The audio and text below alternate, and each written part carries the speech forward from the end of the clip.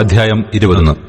ദാവീദ് നോബിൽ പുരോഹിതനായ അഹീമേലെക്കിന്റെ അടുക്കൽ ചെന്നു. അഹീമേലെക്ക് ദാവീദിനെ സംഭ്രമത്തോടെ എതിരേറ്റ് അവനോട്, ആരും കൂടെയില്ലാതെ തനിച്ചു വരുന്നത് എന്ത് എന്ന് ചോദിച്ചു.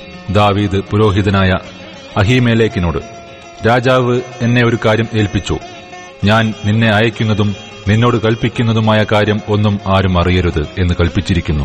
എന്റെ ബാല്യക്കാർ ഇന്ന സ്ഥലത്ത് വരണമെന്ന് ഞാൻ ചട്ടം കെട്ടിയിരിക്കുന്നു. ആകയാൽ നിന്റെ കൈവശം വല്ലതും ഉണ്ടോ? ഒരഞ്ചപ്പം അല്ലെങ്കിൽ തൽക്കാലം കൈവശമുള്ളതെന്തെങ്കിലും എനിക്ക് തരേണം എന്ന് പറഞ്ഞു. അതിന് പുരോഹിതൻ ദാവീദിനോട്, വിശുദ്ധമായ അപ്പം അല്ലാതെ സാമാന്യമായത് കൈവശം ഇല്ല. ബാല്യക്കാർ സ്ത്രീകളോട് അകന്നിരിക്കുന്നുവെങ്കിൽ തരാമെന്ന് ഉത്തരം പറഞ്ഞു. ദാവീദ് പുരോഹിതനോട്, ഈ 3 ദിവസമായി സ്ത്രീകൾ ഞങ്ങളോട് അകന്നിരിക്കുന്നു. ഇത് ഒരു സാമാന്യ യാത്ര.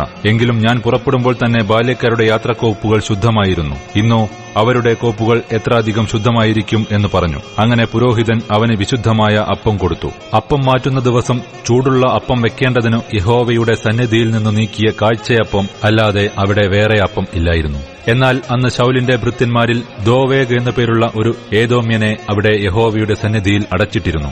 അവൻ ശൌലിന്റെ ഇടയന്മാർക്ക് പ്രമാണി ആയിരുന്നു. ദാവീദ് അഹീമേലെക്കിനോട്, ഇവിടെ നിന്റെ കൈവശം കുന്തമോ വാളോ ഉണ്ടോ? രാജാവിന്റെ കാര്യം തിടുക്കമായിരുന്നതുകൊണ്ട് ഞാൻ എന്റെ വാളും ആയുധങ്ങളും കൊണ്ടുപോകുന്നില്ല എന്ന് പറഞ്ഞു. അപ്പോൾ പുരോഹിതൻ, ഏലാ താഴ്വരയിൽ വെച്ചു നീ കൊന്ന ഫെലിസ്ത്യനായ ഗൊല്യാത്തിന്റെ വാൾ എഫോദിന്റെ പുറകിൽ ഒരു ശീലയിൽ പൊതിഞ്ഞുവച്ചിരിക്കുന്നു. അത് വേണമെങ്കിൽ എടുത്തുകൊള്ളുക. അതല്ലാതെ വേറെ ഒന്നുമില്ല എന്ന് പറഞ്ഞു. അതിനു തുല്യം മറ്റൊന്നുമില്ല. അത് എനിക്ക് തരേണം എന്ന് ദാവീദ് പറഞ്ഞു. പിന്നെ ദാവീദ് പുറപ്പെട്ട് അന്നുതന്നെ ശൌലിന്റെ നിമിത്തം ഗത്ത് രാജാവായ ആഖീശിന്റെ അടുക്കൽ ഓടിച്ചെന്നു. എന്നാൽ ആഖീശിന്റെ ഭൃത്യന്മാർ അവനോട്, ഇവൻ ദേശത്തിലെ രാജാവായ ദാവീദല്ലയോ?